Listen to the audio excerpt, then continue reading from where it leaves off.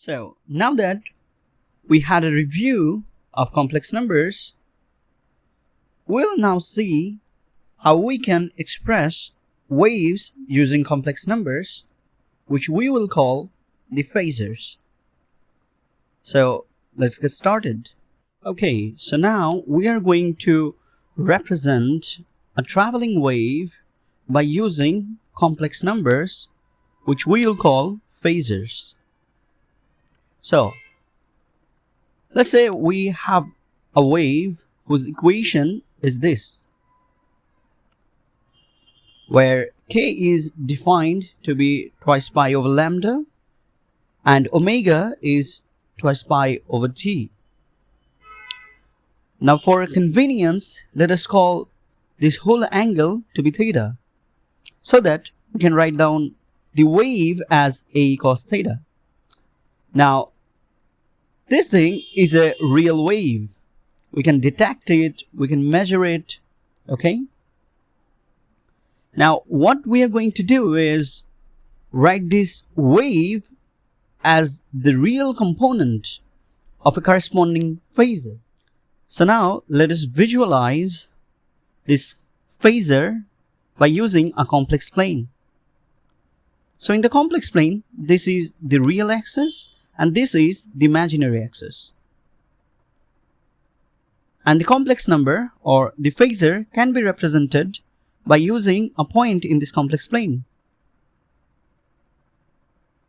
So the real part of this complex phasor is a cos theta, which is this one.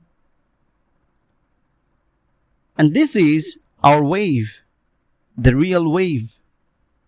So we see that the phasor can be written in this form by using the Euler's notation. Now, why are we doing this? That is, why are we representing waves by using method of phasors? Okay? Because it makes the manipulations of waves very simple. Say for instance, in case of addition of two waves like f1 and f2, where we considered different frequencies and different wave numbers for these two waves. Now, if we want to add these two vectors traditionally, we have to use complex trigonometric formulas, right?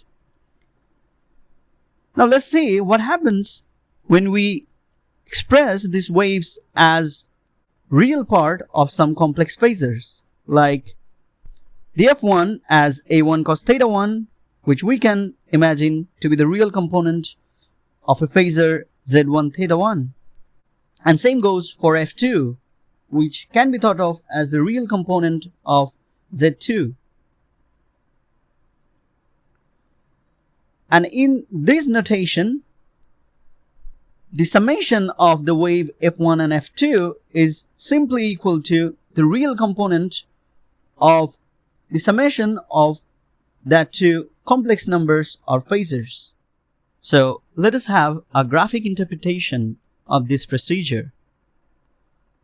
So if we represent the wave f1 with a complex phasor z1, then this is the point z1 and its real part is the wave. So this is f1. And the complex phasor z2, its real part is this one, which is the wave f2. Now, graphically, you can see if we add two phasors z1 and z2, we should get this as a result of that addition, whose real part is this one, which is exactly equal to f1 plus f2, the summation of two waves. So let us give a summary how to add two waves using phasors. So step 1, we have to construct the individual corresponding phasors, z1 for the wave 1 and z2 for the wave 2. And we can represent this z1 as a1 e to the power I theta 1 and z2 as a2 e to the power I theta 2. Now, step 2 is we have to add these two phasors. Okay? So, we have to determine z1 plus z2.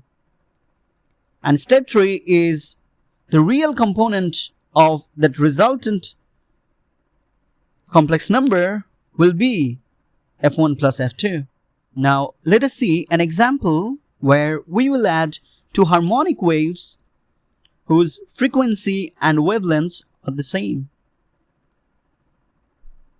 Here, the first wave is this one, y1 equal to a1, the amplitude, times cos of kx minus omega t plus alpha 1.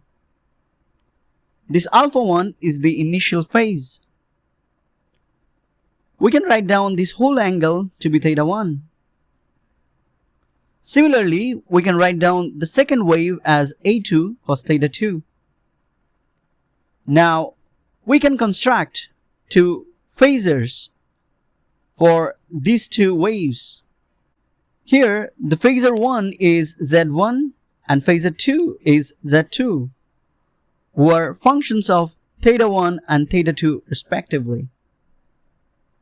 Okay, so now what we have to do is add these two phasors. We can visualize this addition by using this complex plane. The complex phasor z1 is this point here.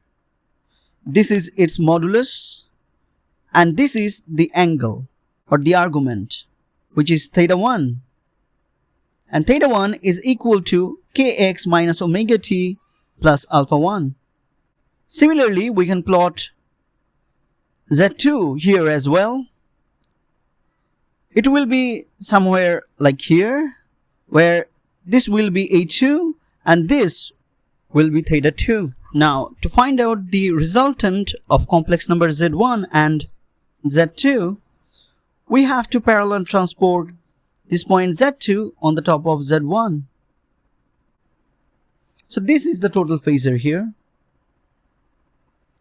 And this is the modulus of that phasor, and this is the angle.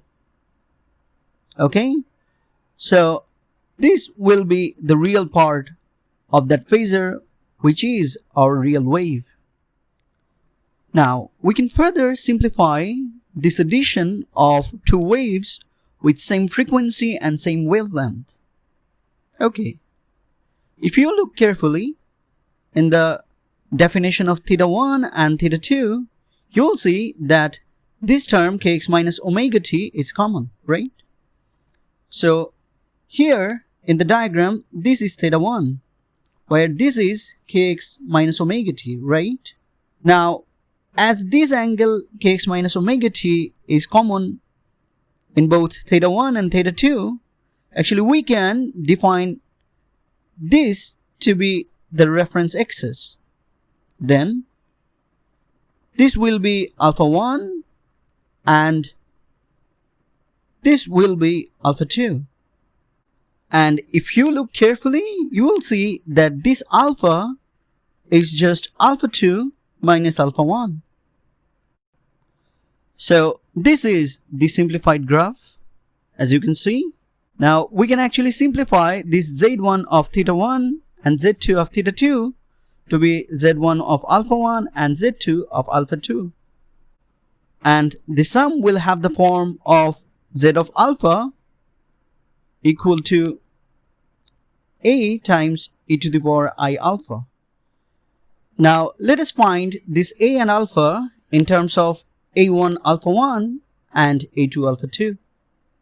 Now to do that, let us refer to the figure drawn previously. So this is a in this figure, and we can relate this a with this a1 and a2 by using this angle. So this angle is simply alpha 2 minus alpha 1. And if you do a little calculation or draw an analogy with law of addition of vectors, then you will see that this a squared is actually equal to a1 squared plus a2 squared plus 2 into a1 times a2 times the cosine of this angle, which is alpha 2 minus alpha 1. Okay, now let's get to the angle alpha. So, and if you do a little analysis, you'll see that this a sine alpha is actually equal to a1 sine alpha plus a2 sine alpha. And similarly, a cos alpha is equal to a1 cos alpha plus a2 cos alpha. So, if we divide this equation 1 by equation 2, what do we get? We get tan alpha to be equal to this thing divided by this thing. So this is the solution. So here is a problem based on the theory that we have just discussed. You can solve this problem by using the summary of the previous theory, or you can do some graphical analysis and find out the result. I will leave it to you to find out the answers for yourself and compare these two methods. Now, if we consider the phasors as if they were vectors, actually we can have an analytical expression for A in terms of the amplitudes AI of the components of waves. For that, we can rewrite A squared as a vector dot a vector, which we simply can write down as summation over AI dot summation over AI. Now, if you do a little analysis, you'll be able to see that this expression is actually equivalent to this expression. And for alpha, we can define the equation tan alpha to be equal to this expression. Actually, these two equations helps a lot in case of adding quite a few number of waves.